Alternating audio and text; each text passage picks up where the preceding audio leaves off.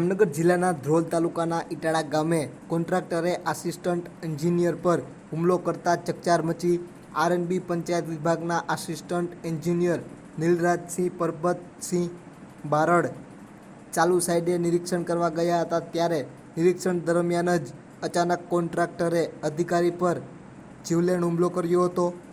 અધિકારીને માથાના ભાગે તથા અન્ય ભાગે ઈજા પહોંચતા તેમને સારવાર અર્થે ખસેડવામાં આવ્યા હતા અને ફરિયાદની તજવીજ હાથ ધરવામાં આવી છે।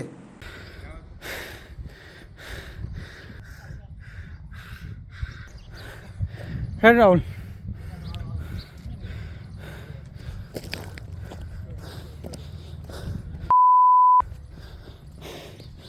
लाइव टेलीकास्ट चालू है काका।